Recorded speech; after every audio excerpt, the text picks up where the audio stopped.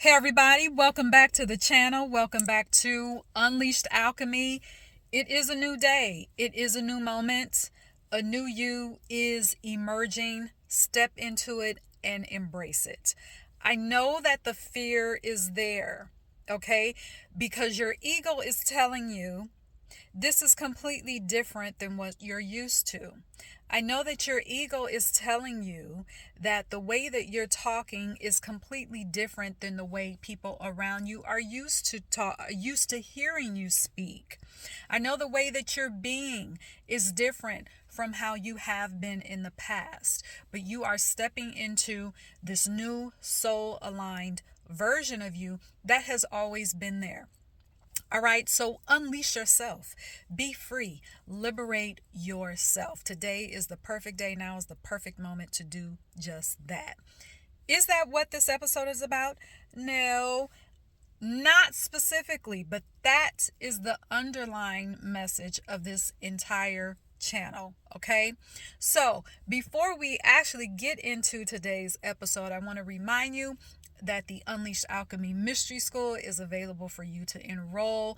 Please click the link in the description box to get more information on it and to get more information on how the school is going to support you in your continual spiritual elevation. I am also taking one-on-one sessions even through this so-called holiday that some people celebrate.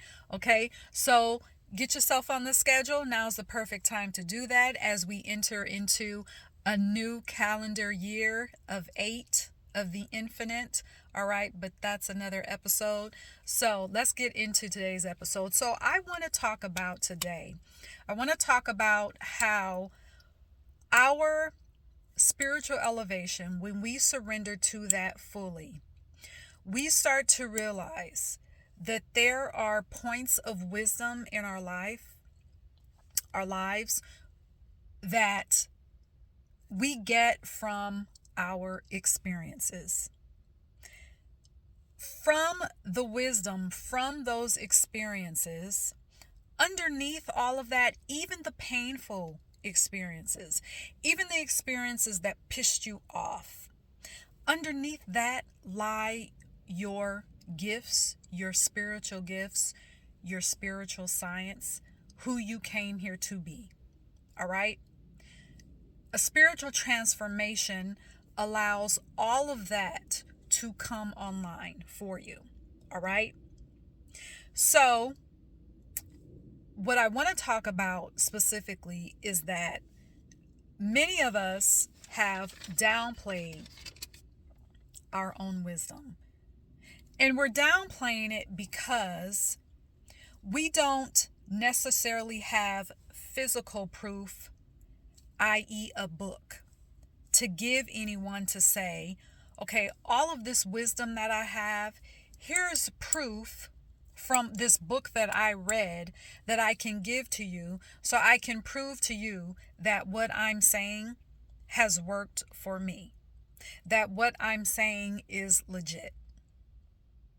A lot of us have wisdom that not only has it unleashed and freed our own minds, but that same wisdom can free someone else. And you are holding back on unleashing someone, or dare I say, heal someone, because you don't have a book to give someone. You can't tell someone, oh, I read this book by this author, so that's where I got my information from. And I'm getting ahead of myself when I say this. The only book, even if you had a book to give someone, okay, to prove your wisdom, it would be a book that you write. Okay?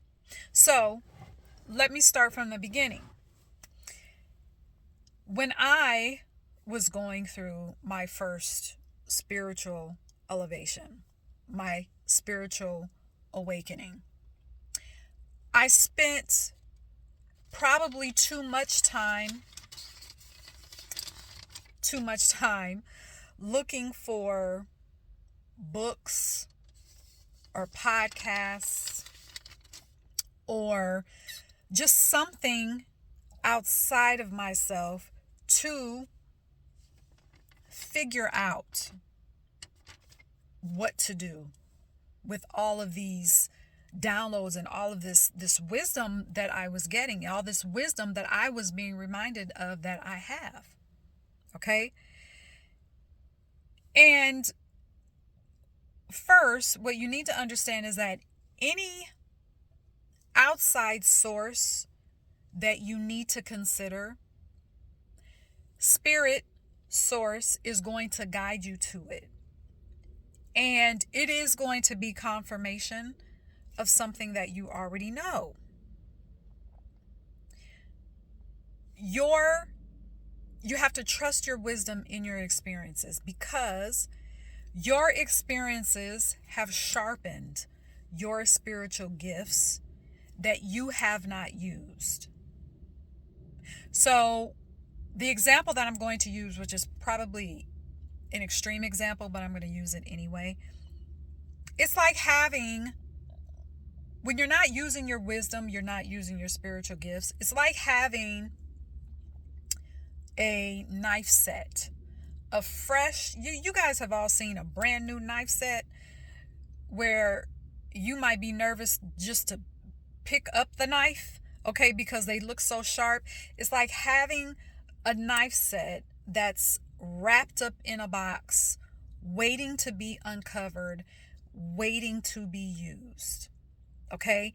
That's what we do with our spiritual gifts. And something that I wanted to add to what I said earlier, we hold back on not allowing our wisdom to be unleashed into the world, into other people to benefit from, because we have this thing, especially when it comes to spirituality, we have this thing where we say, well, I haven't been initiated into any type of spiritual practice. Your initiation, already, all the initiation that you need, it happened when you arrived into this physical puzzle, okay? Then you had another initiation throughout your experiences. You had initiation after initiation after initiation.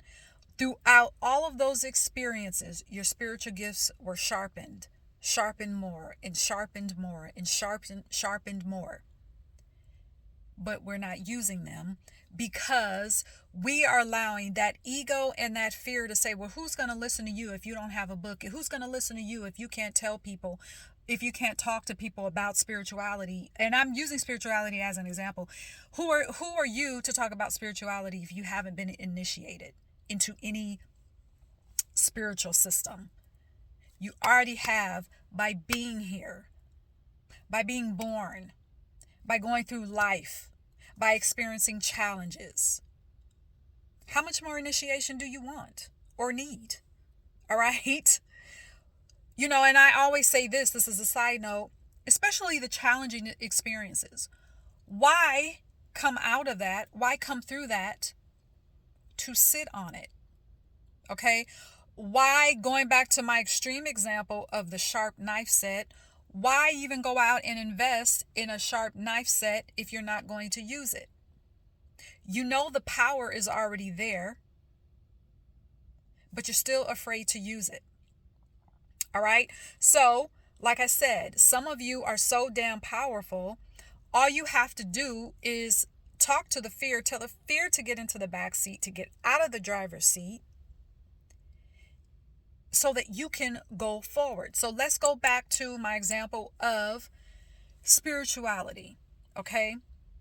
So if you are, like, let's say that there's a spiritual practices that you have always had an affinity toward. There's a reason for that. And these spiritual practices, yes, they may look different than perhaps the way that you have practiced spirituality growing up. Perhaps when you became an adult, maybe you kept going on with the practice and thought, this is, I'm ready for more. There's more to this. And now you're thinking, okay, well, this is a spiritual practice over here that has always intrigued me. So think about those practices that even intrigue you right now. And knowing that, and I'm trying to make the connection between your wisdom from your experiences and the spiritual practices that you have an affinity toward. You already have the wisdom to know what your spiritual science is, to know how your spiritual practice is going to look like, because it's going to feel like home to you. All right? It's going to feel like home to you. So let me say this. So part of my spiritual awakening was to realize, first of all, after I got through searching, for the next podcast, for the next, message, I thought, finally, wait a minute. I have wisdom here. I have wisdom within.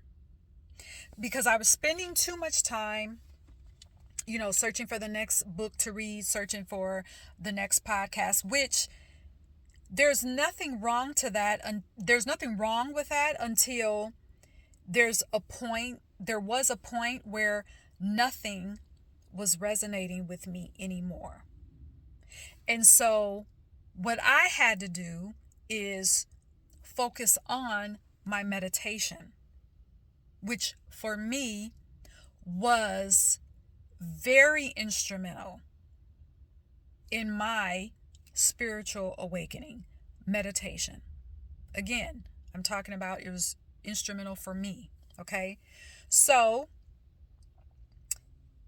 with meditation, if you are at a point now where you have been looking for things outside of you, you have been looking for wisdom outside of you, and nothing is resonating, I am going to invite you, if you have not already, to begin to meditate. Now, meditation may sound basic for some of you that are here, that are watching, that may already do that. But perhaps instead of looking for the next spiritual practice, why not take your meditation and look at it and say, okay, how can I approach my meditation differently? How can I take my meditation to another level? How can you go deeper in your meditations? I'm looking at my notes. Do you need to set clearer intentions before you go into a meditation? Do you need to prepare more to receive messages by having a notebook near you so that you can write down the messages that you receive from Source during your meditation? How can you meditate in a different way? Are you used to sitting in a chair? Have you tried laying down flat on your back during meditation? Do you need to add sound to your meditation? Do you need to add body movement to your meditation? All right. So the reason why I pose those questions is because those are the questions that I had to pose to myself, rather than continuing to look outside of myself for any type of spiritual wisdom or wisdom at all. Okay. So when that being said, when I finally was able to trust my own wisdom, when you're able to trust your own wisdom, your spiritual practice comes online and your calling is revealed to you through your experiences, not through something outside of you. And it's time for you to trust that. So at the top of this video, I talked about how some of you have all of this wisdom that you're holding back on because you don't trust it, because you don't have something physical to give someone. Well, part of your calling is to share your wisdom through ways that connect with your own essence, not copying off someone else. That the way that you share your wisdom could be anything. It could look like anything. It is very unique to you. And the way that you share that wisdom, the backbone of that is your spirit, is your spirituality. Okay? So what? You can't point them to a book. So what? You can't, say, here's something physical to prove what I'm saying to you. Get that out of your head. It's time for you to start to trust your wisdom. All right? So another piece to that I want to address too is when you start to trust your own wisdom, all right? Like I said earlier, your conversation is going to change because your perspective has changed. So, for example, we can talk about societal programming on how to get fulfillment, on how to get money, on how to get a career, whether your ways of getting bring you joy or not. Through my spiritual transformation, all of that programming had to be flipped on its head. It had to be flipped on its head. And part of my wisdom to navigate through that, it was from my experiences. From my experiences, created wisdom where I could tell someone else, hey, look, societal programming says, familial programming says, to get fulfillment, to get money, programming says, grind, work hard, hustle, and repeat. And I bought into that at first, until my transformation said, wait. Spirituality said, wait. Source said, wait. And showed me that there is an elevated way to live harmoniously and to live in fulfillment that actually unfolds through joy and flow, not through force, not through grind, not through hustle. And that sounds completely off the wall to someone who has not gained that consciousness. It doesn't mean that something's wrong with that person. It just means there's a different perspective here. So that is why you have to not worry about or even make it your problem that through your wisdom, like through different ways that you are starting to view things, it's almost like, if you haven't noticed this, colors may be more vivid to you. When you go outside, the trees may look greener. It's almost as if you're looking at things you're looking through them, not just at them. That is what happens when you go through spiritual transformation. Your eyes are literally opened. All right? And it is not something that you can give someone in a book when you are speaking about your wisdom to other people and what you have gained through your experiences and how you choose to practice and integrate your spirituality.